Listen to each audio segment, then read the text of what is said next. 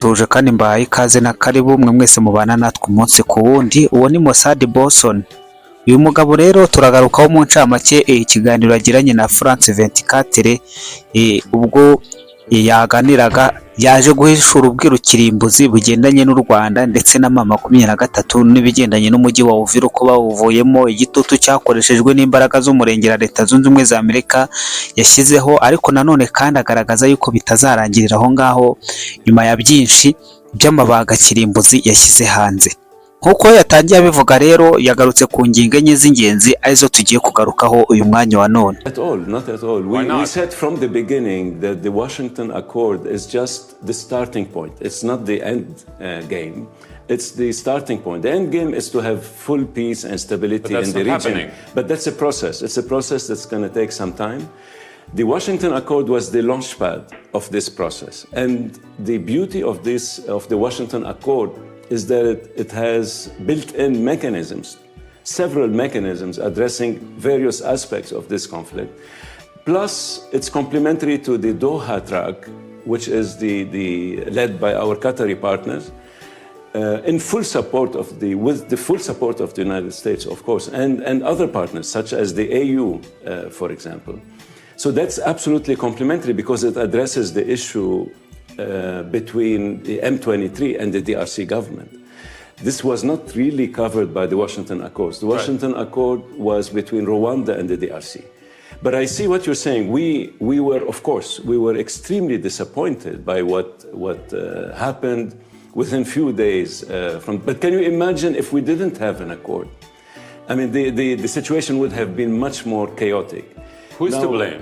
Who's to blame? No, obviously, this was the M23 and Rwanda, backed by Rwanda, who took over the city of Uvira. So no, it's very clear. President Kagame betrayed the confidence of the Trump administration and President Trump himself. We can say that there was a breach. In our opinion, it was a serious breach of the Washington Accord. Do you still trust President Kagame?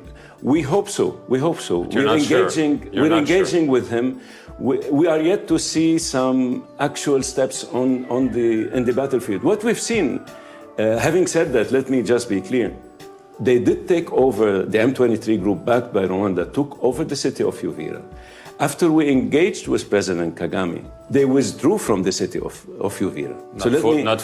Not fully. They still hold some hilltops around the city. We know. They even went a little bit further south, and then they went back up. So there have been at least some action taken since we engaged. Against President Kagame, there's pressure on Congress to slap sanctions on Rwanda and maybe on him. You've seen in the public hearing that took place at the House of Reps. Recently, you've seen our U.S. officials give testimony. We've also briefed Congress. I've personally briefed Congress on this matter just a few weeks ago. And we've announced those events. So the United States has a number of tools available at its disposal. Ni incamake y'ikiganiro rero Mossad Bolson yagiranye na France 24 umujyanama mukuru wa Leta Zunze Ubumwe za Amerika ushinzwe umugabane wa Afurika. Yagejeje ijambo rikomeye cyane ku bijyanye n'imiterere y'ibintu muri Repubulika ya Demokarasi ya Kongo. Ingingo enye z'ingenzi nizo tugiye kugarukaho, ariko ingingo ya mbere ubwo nanatangiye, ariko kandi mbere yuko nkomeza reka guha ikaze na karibu nkwifuriza kugubwa neza no kugira igitondo gihire, nkubwira ngo nawe niba ari bwo bwa mbere ugeza ntuze kugera udakoze sabone cyangwa se wanadusigira igitekerezo cya muri commentaire, wanakora like, wanadutera inkunga yawe ukora share. Ingingo ya mbere rero muzo yagarutseho nk'uko kino kiganiro twasa nk'abakivunja tukagigira kigufi, ni inshingano zashyizweho kubo bireba mu buryo busobanutse, aho Mossad Bolson yemeza ko u Rwanda n'umutwe wa 23 aribo bafite inshingano yibanze kwisubukurwa ry'ubugizi bwa nabi mu burasirazuba bwa Repubulika ya Demokarasi ya Kongo. Mossad yatsindagiye ko Leta Zunze Ubumwe za Amerika zifite ibimenyetso bifatika byerekana isano itaziguye hagati ya Kigali n'inyeshyamba za mama 23 n'indi mitwe ihuriye muri rirahuriro. Naho ku kigendanye n'ingingo ya kabiri harimo ukumanjirwa cyangwa kumbirwa no gutangara kwa Amerika na Washington ivuga ko yamanjiriwe cyane n'uburyo ibintu biri kugenda. Nkuko abivuga amasezerano ya diplomasi yafashwe mu rwego rw'ibikorwa by'akarere yishwe cyangwa ntiyubahirijwe habe na butsa. Ahangaha nkwibutsa yuko aya masezerano ari amasezerano yasinywe ku itariki ya 4 z'ukwezi kwa 12 ku mwaka wa 2025, ariyo yagarutsweho ubwo Perezida Felix Tshisekedi Tshilombo wa Repubulika ya Demokarasi ya Kongo ndetse na Perezida Paul Kagame w'u Rwanda basinyaga amasezerano i Washington mu buryo bwa officiel. Hari abahamya batandukanye barimo William Ruto wa Kenya, harimo Perezida wa Afurika y'Epfo n'abandi bari bari aho ngaho, harimo yewe na Perezida w'u Burundi Evariste Ndayishimiye. Abo bose bakaba bari bahari, ariko nyine amasezerano agisinywa akaba ari bwo intambara y'Isikara igafata urundi rwego rwo hejuru, hahandi ibintu byadogereye ndetse n'umujyi wa Uvira ugahita ufatwa mu maguru mashya, ariko telefoni tutazi aho ihubutse ikaza kubahamagara mu buryo bwihuse. Nanone uko bawinjiyemo batarwanye bakanawusohokamo ntawe birukankanye, ubwabo ari telefoni irimo irabirukankana. Iyi ni inkuru ikomeye cyane rero irimo irakwirakwira muri iki gitondo igendanye na Mossad Bolson wambutse ubusama 23 ndetse n'u Rwanda muri rusange.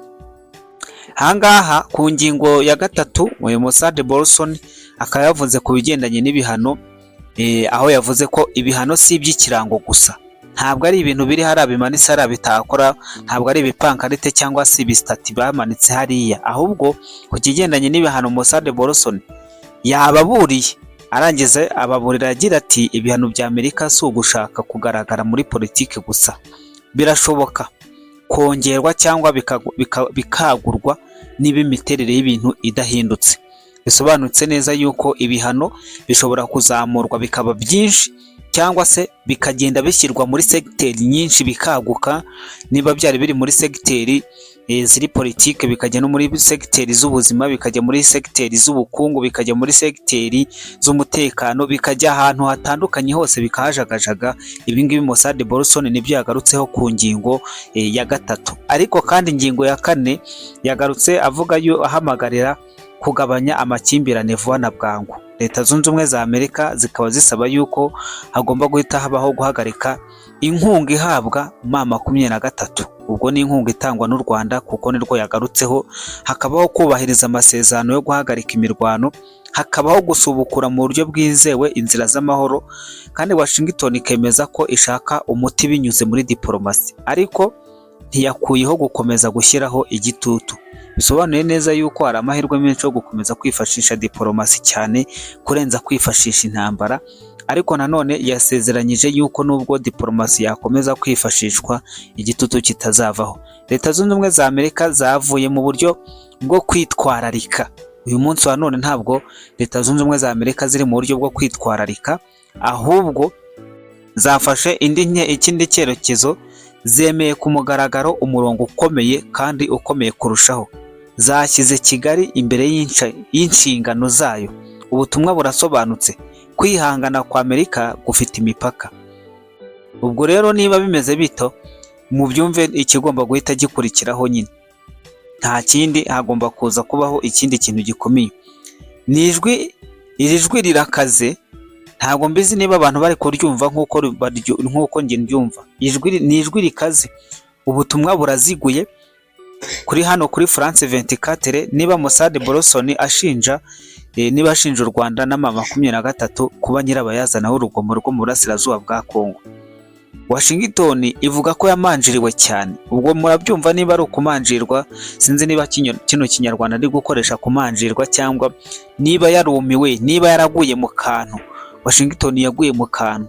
Amasezerano ngo yaba yarishwe. Ibihano ngo si iby'ikigereranyo. Ntabwo ibihano Leta Zunze Ubumwe za Amerika ivuga hano ari iby'ikigereranyo, ngo murabona ngo twagira gutya, ngo kandi ngo nimuramuka mwanze ngo twabihindura gutya. Oya, ahubwo ibihano birateguwe. Uyu munsi wa none baracyagoragoza ngo barebe ko Kigali hari ukuntu yakwisubiramo, baracyagoragoza kugira ngo barebe ko Kigali hari ukuntu yakwisubiramo, ikiyigaho, ikifatira umwanzuro, kugira ngo ejo ninafatirwa ibihano hatazaba hari ayandi matakirangoye. Ibihano rero si iby'ikigeranyo. Mu buryo bwumvikana, Leta Zunze Ubumwe za Amerika ziraburira ko igitutu gishobora kwiyongera niba nta gihindutse. Ubu butumwa kuri Kigali, kwihangana kwa Amerika kugiye kurangira. Ubwo niba bumva icyo kumva, babyumve, niba batabyumva kandi nanone babyihorere. Umunyamerika murabizi ntabwo ari ukwinginga, nta nubwo ari ugusaba imbabazi. Icyo babwira ni ikintu cyumvikana, bazabikore, nibatabikora n'ubundi ibibazo nibo biba bizagarukaho mu buryo bumwe cyangwa se ubundi.